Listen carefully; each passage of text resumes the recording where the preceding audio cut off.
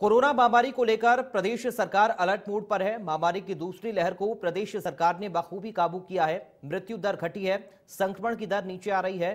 प्रदेश सरकार गांवों में संक्रमण रोकने के लिए प्रतिबद्ध है। लोगों को जागरूक भी किया जा रहा है। ऑक्सीजन उत्पादन, बेड बढ़ाने के साथ साथ ब्लैक फंगस पर सरकार लगातार बेहतर काम कर रही है। प्रदेश सरकार दूसरी लहर पर सफलतापूर्वक काबू पाने और तीसरी लहर के लिए तैयार दिखाई दे रही है। इसी मुद्दे पर प्रदेश के स्वास्थ्य मंत्री रघु शर्मा से खास बातचीत की इंडिया न्यूज राजस्थान के संपादक मनु शर्मा ने। राजस्थान के अंदर कोरोना का ग्राफ आज काफी कम हुआ है। क्या प्रयास किए हैं सरकार ने, इस संबंध में चर्चा करने के लिए हमारे साथ में है राजस्थान के चिकित्सा मंत्री डॉक्टर रघु शर्मा जी। सर, आज ग्राफ काफी नीचे आया है, क्या प्रयास रहे कि ग्राफ नीचे उतर रहा है? देखिए, राजस्थान में जिस ढंग से डोर टू डोर सर्वे का काम किया गया सरकार के द्वारा, हमारी मेडिकल की टीमें 8 करोड़ आबादी का प्रदेश है ये। डोर टू डोर सर्वे का एक दौर हमने पूरा कर लिया, दूसरा दौर चल रहा है। और जो लोग लक्षण वाले प्रतीत होते हैं, जिनमें खांसी जुकाम बुखार के लक्षण होते हैं, उन लोगों को हम आइसोलेट करते हैं, उनकी टेस्टिंग करते हैं। अब तो सरकार ने एंटीजन टेस्ट की स्वीकृति दी है। हमारी हर विधानसभा क्षेत्र में एक मोबाइल वैन माइक सिस्टम के साथ घूम रही है। उसमें हमारे डॉक्टर्स हैं, नर्सिंग स्टाफ है और एंटीजन टेस्ट के किट हैं और आरटीपीसीआर का सैंपल लेने की फैसिलिटी है। तो हम जो आईएलआई केसेज उन्होंने छांटे हैं, ये खांसी जुकाम बुखार वाले, उन तमाम लोगों का एंटीजन टेस्ट करते हैं। एंटीजन टेस्ट में जो लोग पॉजिटिव आ जाते हैं उसको तत्काल हॉस्पिटलाइज करते हैं या उसको होम आइसोलेशन में या इंस्टीट्यूशनल क्वारंटीन में भेजते हैं। और उसके अलावा बाकी लोग जो बच गए, जो पॉजिटिव नहीं आते हैं उसमें एंटीजन में, तो उनका आरटीपीसीआर का सैंपल लेते हैं ताकि वो ज़्यादा कन्फर्मेटरी टेस्ट है, 1-2 दिन में उनका भी रिजल्ट आ जाए। इस ढंग से एक पूरे राजस्थान में जिस ढंग की व्यवस्था हमारी सरकार ने की है, उसी का नतीजा है कि एक बार तो 18,300 केसेज आ गए, अब हर रोज कम हो रहे हैं वो, और आज 7,600-800 के करीब केसेज आए हैं। तो ये बहुत बड़ी मतलब उपलब्धि है। राजस्थान में जिस ढंग से ग्रामीण क्षेत्रों में ये फैलाव हुआ इसका, वो हमारे लिए बहुत बड़ी चिंता की बात थी। शहरों में तो आप इसको कंट्रोल कर सकते हो, लेकिन गांव, 40,000 गांव, इतना बड़ा प्रदेश, भौगोलिक परिस्थिति विकट, हमारी टीमों ने बहुत शानदार काम किया। उसी का नतीजा है मृत्यु दर भी कम हो रही है। मृत्यु दर एक के बाद एक 80% है हमारी, 0.8%, जो कि पूरे कंट्री में सबसे कम है।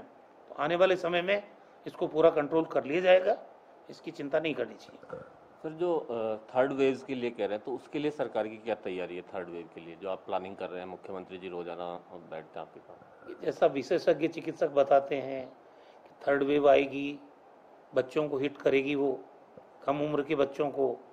हमने उसके लिए राजस्थान की जितने भी बच्चों के अस्पताल हैं उनको तो वेल इक्विप्ड करने की अभी से तैयारी शुरू कर दी है। Total multi monitor system, centralize oxygen system, oxygen generation के प्लांट लगाना, किसी तरह की इंफ्रास्ट्रक्चर की कोई कमी नहीं रहने देंगे। इसके अलावा सीएचसी लेवल पे भी 2-3 बेड जो आईसीयू के हम तैयार कर रहे हैं, वो भी सेंट्रलाइज ऑक्सीजन सिस्टम के हैं। वहाँ पे भी जनरेशन के प्लांट लगाने की प्लानिंग चल रही है। तो राजस्थान में अगर तीसरी वेव आती भी है तो हमारे यहाँ की बच्चों को सुरक्षित रखने की तैयारी में पूरी सरकार जुटी हुई है। एडवांस प्लानिंग हम लोग कर रहे हैं। सर, जो ब्लैक फंगस है, इसकी क्या सरकार तैयारी कर रही है? इसको आपने नोटिफाइड भी कर दिया महामारी में? कि बहुत खतरनाक बीमारी है, इसमें मृत्यु दर भी 50% है। और जिस ढंग से आँख और कान के पास लाल चकत्ते बन जाते हैं, नाक और साइनस के जरिए ये बुखार आ जाता है, अंदर प्रवेश करता है, सांस की कमी आ जाती है, खून की उल्टी हो जाती है, कफ आता है, सिर दर्द हो जाता है, मानसिक तनाव रहता है।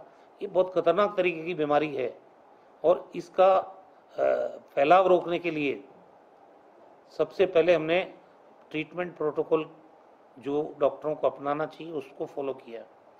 बहुत ज़्यादा स्टीरॉयड देने से जो डायबिटिक नहीं होता वो भी डायबिटीज हो जाती है। तो एक तो स्टीरॉयड का रैशनल उपयोग भर्ती मरीजों पर किया जाए।